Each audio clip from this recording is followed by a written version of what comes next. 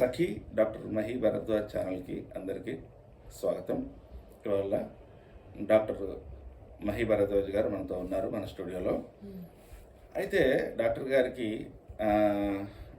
Doctor గారితో ఇంటరాక్షన్కి ఒకటి రెండు ప్రశ్నలు ఉన్నాయి, మాట్లాడదాం. డాక్టర్ గారు గుడ్ మార్నింగ్. గుడ్ మార్నింగ్ అండి. డాక్టర్ గారు మామూలుగా ఇప్పుడు మీరు లైఫ్ స్టైల్ డాక్టర్ ఉన్నారు, అంటే లైఫ్ స్టైల్ డాక్టర్ అంటే ఏంది అసలు?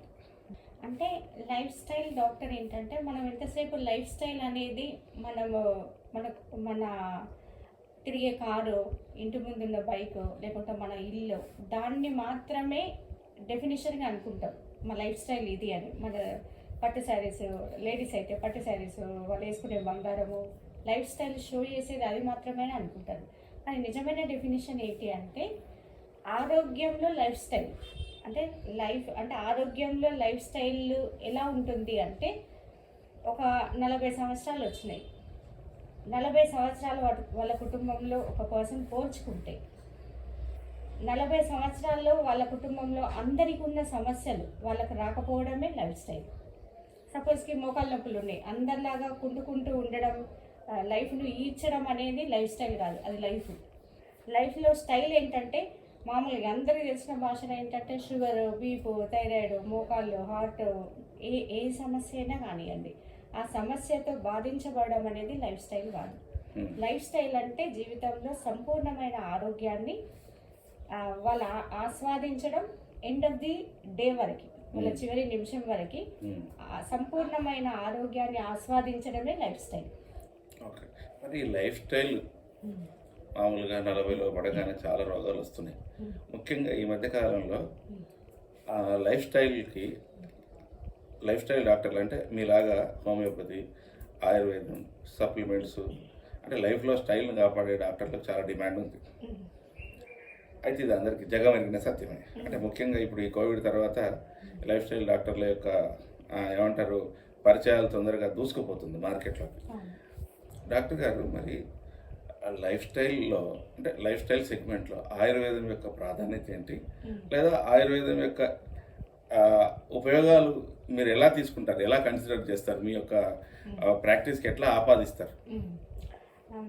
లైఫ్ స్టైల్ ట్రీట్మెంట్ అంటేనే in my opinion Ayurveda, homeo ఇవన్నీ ప్రూవెన్ ఫార్ములాస్, ఇవన్నీ నిరూపించబడ్డాయి చాలామంది విషయాల్లో, చాలా రకాలుగా, చాలా సందర్భాలలో కూడా. ఓకే, ఇక్కడ నేను ఒక ప్రశ్న అడుగుతాను మిమ్మల్ని. ఆయుర్వేదానికి ఏదైతే R&D, research and development, analysis వింగ్లు ఏవైతే ఉన్నాయో అవి లేవు, దీనికి ప్రాధాన్యత లేదు అని ప్రపంచ పాశ్చాత్య దేశాలు చెప్తున్నాయి. మరి మీరేమో ఆయుర్వేదాన్ని ఇంత గొప్పగా చెప్తున్నారు, అది దానిలో ఏమైనా వివరణ నాకు దొరుకుతుందా? తప్పకుండా అండి.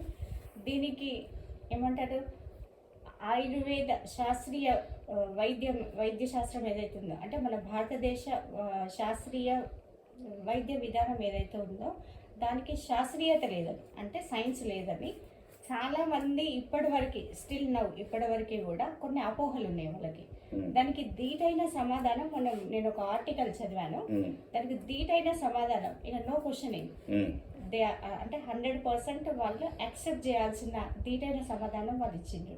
అదేంటి అంటే బొంబాయిలోని టాటా మెమోరియల్ క్యాన్సర్ హాస్పిటల్ వాళ్ళు ఎవరైతే ఉన్నారో దీనిపైన ఒక రీసెర్చ్ అండ్ ఎడ్యుకేషన్ సంస్థని ఏర్పాటు చేయడం జరిగింది. వాళ్ళు దాన్ని ఏర్పాటు చేసిన తర్వాత దాంట్లో ఇప్పుడు చాలా మట్టికి మన భారతదేశం కానీ మిగతా దేశాలు కానీ ఎదుర్కొంటున్న పెద్ద సమస్య ఏంటంటే క్యాన్సర్ అంటేనే ఉలిక్కి పడుతున్నారు, క్యాన్సర్ అంటేనే వణిగిపోతున్నారు, క్యాన్సర్ అంటేనే ఇంకా ఆశలు, హోప్స్ లేవు. క్యాన్సర్ అని ఎప్పుడైతే వాళ్ళు ఒక డాక్టర్ డిక్లేర్ చేస్తాడో వాళ్ళ జీవితాల్లో, వాళ్ళ కుటుంబంలో వాళ్ళందరిగా వాళ్ళు కోల్పోయిందనే ఒక థాట్ ప్రాసెస్ తోనే ఉన్నారు. అంత తీవ్రంగా క్యాన్సర్ ఒక కుటుంబంలో క్యాన్సర్ పాత్ర అంత ఘోరంగా, అంటే అంత భయంకరంగా వాళ్ళని ఇబ్బంది చేస్తుంది, కలకలం రేపుతుంది. 2024లో రోగయుగం అని, ఇంకోటని, టెక్నాలజీ అని, ఇంకో వైద్యం అని చెప్తున్న ఈ తరుణంలో ఈ ఆర్టికల్ నాకు ఎంతో సంతోషాన్ని, ఆశ్చర్యాన్ని, గర్వంగా చెప్పుకునే ఒక మంచి విషయాన్ని చెప్పింది. ఈ ఆర్టికల్ ఏం చేసిందంటే అశ్వగంధాలోని మూలికలు, అశ్వగంధాలోని మూలిక ఔషధాలు క్యాన్సర్ని తట్టుకుంటాయి, క్యాన్సర్ని ఎదిరిస్తాయి అని నిరూపించడం జరిగింది. దీంట్లో ఏంటంటే వీళ్ళు పేషెంట్స్, క్యాన్సర్ పేషెంట్స్ ఎవరైతే ఉన్నారో వాళ్ళకి అశ్వగంధాన్ని ఇవ్వడం జరిగింది. దాంట్లో వాళ్ళు ఆల్రెడీ బోన్ ట్రాన్స్ప్లాంటేషన్ జరిగిన క్యాన్సర్ పేషెంట్లో కూడా అంటే ఆల్రెడీ వాళ్ళు ఏది క్యాన్సర్ పేషెంట్లను నిర్ధారించడం జరిగింది, వాళ్ళ లోపల ఒక బోన్ ట్రాన్స్ప్లాంటేషన్ జరిగింది. అంటే వాళ్ళు అలోపతిలో వైద్య విధానాలన్నీ ఫైనల్ స్టెప్ జరిగిపోయింది. అలోపతిలో ఆల్రెడీ అవన్నీ జరిగిన తర్వాతనే వాళ్ళు అనుకున్నంతగా రాలేదు కాబట్టి ఒక అశ్వగంధాను తీసుకొని దానిపైన రీసెర్చ్ చేయడం జరిగింది. దాన్ని ఆల్రెడీ హ్యూమన్ ట్రయల్స్ కూడా చేయడం జరిగింది. హ్యూమన్ ట్రయల్స్ చేసిన తర్వాత వీళ్ళు ఒక పర్సన్, ఒక క్యాన్సర్ పేషెంట్ బోన్ ట్రాన్స్ప్లాంటేషన్ జరిగిన తర్వాత కూడా 50% మోర్టాలిటీ అంటే మరణాల సంఖ్యను ట్రాన్స్ప్లాంటేషన్ తర్వాత కూడా అశ్వగంధాను యూజ్ చేస్తే ఒక 50% మరణాల సంఖ్యను అధిగమించేదని ప్రూవ్ చేయడం జరిగింది. సో అంటే వీళ్ళు ఏంటంటే ఒక భయంకరమైన ఏ వైద్య విధానం ఎదుర్కొని ఒక క్యాన్సర్ని ఒక అశ్వగంధ ఎదుర్కొందని టాటా మెమోరియల్ క్యాన్సర్ హాస్పిటల్ వాళ్ళు నిరూపించడం అనేది భారతీయులుగా మనందరం గర్వించదగ్గ విషయం. ఇంకా దీనిలో విచిత్రమైన విషయం ఏంటంటే బాంబేలోని టాటా మెమోరియల్ క్యాన్సర్ హాస్పిటల్ ఏదైతే ఉందో ఇది ఒక అలోపతి హాస్పిటల్. భారతదేశంలో ప్రఖ్యాతి గాంచిన కార్పొరేట్ హాస్పిటల్ ఇది. అది ఒక అశ్వగంధ మీద రీసెర్చ్ చేయడం అనేది చాలా గొప్ప విషయం. అంటే ఇప్పుడు వీళ్ళు ఓన్లీ అశ్వగంధ మీదనే రీసెర్చ్ చేస్తున్నారా, లేదా ప్రత్యేకంగా ఇలా అంటే క్యాన్సర్తో పాటుగా చాలా లైఫ్ స్టైల్ రోగాలు ఉన్నాయి కదా, ఇప్పుడు మీరు లైఫ్ స్టైల్ డాక్టర్ కాబట్టి ఇంకా ఏమైనా లైఫ్ స్టైల్ రోగాల మీద అంటే పనికొచ్చే మూలికల మీదనో మొక్కల మీదనో ఏమైనా పరిశోధన చేస్తున్నారా? అవునండి, దీంట్లో మాత్రం చాలా గొప్ప విషయం అదేంటంటే టాటా మెమోరియల్ క్యాన్సర్ హాస్పిటల్ వాళ్ళు ఎవరైతే ఉన్నారో ఒక రీసెర్చ్ అండ్ డెవలప్మెంట్ ఎడ్యుకేషన్ సంస్థని ఎస్టాబ్లిష్ చేసి బాంబేకి సమీపంలో ఒక 25 ఎకరాల స్థలంలో ఒక 500లకు పైగా ఔషధ గుణాలున్న మొక్కలను పెంచి వాటి నుంచి ఔషధాలను తీసి వాటిని క్లినికల్ ట్రయల్స్ చేయడం జరుగుతుంది. అంటే క్లినికల్ ట్రయల్స్ చేసి ఔషధాన్ని తయారు చేయడం జరుగుతుంది. దాంతోపాటు ఒక 100 పడకల హాస్పిటల్ని ఎస్టాబ్లిష్ చేసింది అక్కడ ఆ పేషెంట్స్ పైన వీటిని హ్యూమన్ ట్రయల్స్ని అంటే వాళ్ళ పైన వీటిని వాడి ఏవి ఎలా పని చేస్తున్నాయి అనే రీసెర్చ్ని వాళ్ళు మనకి ఇవ్వడం జరుగుతుంది. అంటే భవిష్యత్తులో ఆయుర్వేదంలో ఒక ప్రపంచం గర్వించదగ్గ ఎన్నో మూలికలు, ఎన్నో ఇన్వెన్షన్స్, ఎన్నో మిరాకిల్స్ మనం చూడబోతున్నామని గర్వంగా చెప్పొచ్చు.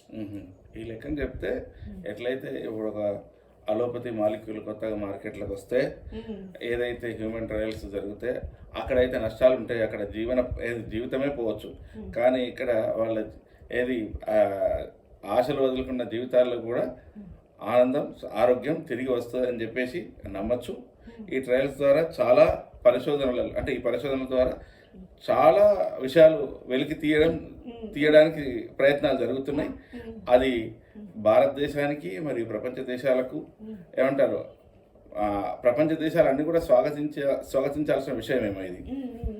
అబ్సల్యూట్లీ. అంటే ఇప్పుడు మీరు చెప్పిన దాని ప్రకారం భారతదేశంలో ఆయుర్వేదం తెలియని వాళ్ళు ఎవరైనా ఉంటారా? ఎవరు లేరు. అమ్మమ్మ కాలం నుంచి, నానమ్మ కాలం నుంచి, తాతల కాలం నుంచి ఆయుర్వేదం అంటే అద్భుతం. ప్రతి పర్సన్ టేస్ట్ చేసి ఉన్నాడు, తెలిసినా తెలియకపోయినా. ఎలా అంటే ఇప్పుడు మనం ఇంట్లో వాడే అంటే మన కిచెన్ లో ఉండే ప్రతిదీ కూడా అంటే మన సాంప్రదాయబద్ధంగా మన అమ్మ తాతలు వీళ్ళ దగ్గర నుంచి వచ్చింది. సాంప్రదాయబద్ధంగా మన కిచెన్ ఒక ఆయుర్వేద వైద్యశాల. దాంట్లో ఎలా అంటే ఇప్పుడు అమెరికాలో ఒక పసుపు గురించి పేటెంట్ ప్రోడక్ట్స్ ఎన్నో ఉన్నాయి. పసుపు మీద పసుపుతో వచ్చిన వాటికి పేటెంట్ ప్రోడక్ట్స్ ఉన్నాయి. కానీ భారతదేశంలో పసుపు కోసం ఫైట్ చేయాల్సి వచ్చింది.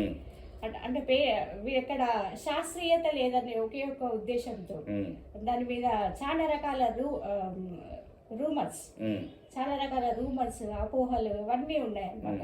అంటే ఒక అల్లం కావచ్చు, పసుపు, మిరియాలు, దాల్చిన, ఇలాచి, వాము, ధనియాలు, ఇవన్నీ కూడా మన ఆరోగ్యాన్ని ఇప్పటి వరకు ఈ మాత్రం ఆరోగ్యంగా ఉన్నామంటే ఓన్లీ వాటిని తీసుకోవడం ఒకటే అని చెప్పేసి నేను అంటాను. దట్టు ఎంతో మంది లైవ్ గా చూసినాం మనం. ఎట్లా అంటే బామ్మ, మేము చిన్న మా బాల్యంలో కూడా చూసినాం బామ్మలు 106 సంవత్సరాలు బతికిన వాళ్ళు. ఇందాక నేను చెప్పినట్టు లైఫ్ స్టైల్ కి డెఫినేషన్ ఏంటంటే ఏ రోగం లేకుండా, షుగర్, బీపీ, హార్ట్, థైరాయిడ్, మోకాళ్ళ నొప్పులు ఇవన్నీ ఏం లేదు. పండ్లు ఈవెన్ 106 సంవత్సరాల బామ్మ కూడా కళ్ళు ప్రస్ఫుటంగా కనబడి కళ్ళద్దాలే లేవు ఆమెకు. అలాంటి బాంబులను చూసినాం. పండ్లు, అంటే వినికిడి, లైఫ్ స్టైల్ కి పరాకాష్ట వాళ్ళు, లైఫ్ స్టైల్ కి డెఫినేషన్ వాళ్ళు, లైఫ్ స్టైల్ కి అర్థం వాళ్ళు. లైవ్ ఎన్నో చూసినాం. కానీ కాలంతో మారుతున్న తరుణంలో సైన్స్ లేదని ఒక చిన్న కారణంతో ఆరోగ్యాన్ని కోల్పోవడం జరిగింది. మళ్ళీ అలాంటి ఆరోగ్యాన్ని ఇప్పుడు టాటా మెమోరియల్ క్యాన్సర్ హాస్పిటల్ వాళ్ళు పునరుద్ధరించిందని చెప్పొచ్చు. తిరిగి మళ్ళీ మనం పొందొచ్చు. అంటే భారతదేశానికి తలమానికమైన పని టాటా మెమోరియల్ హాస్పిటల్ ద్వారా జరుగుతుంది. ఇలాంటి ప్రయోగాలు ఇంకా ఇంకా ఎన్నో జరగాలని, ఒక ఆయుర్వేదమే కాదు, హోమియోపతి కాదు, ఇంకా భారతీయత సాంప్రదాయాలు, సనాతన ధర్మాలు ఎన్నో ఏమంటారు ఇంకా నిగూఢమైన రహస్యాలతో ఉన్నాయి. వాటి మీద పరిశోధన జరిగి మన ప్రపంచం అంతా సుభిక్షంగా, ఆరోగ్యంగా, ఆనందంగా ఉండాలని కోరుకుంటూ ఈ సెషన్ ముగిద్దాం. ధన్యవాదాలు డాక్టర్ గారు. Thank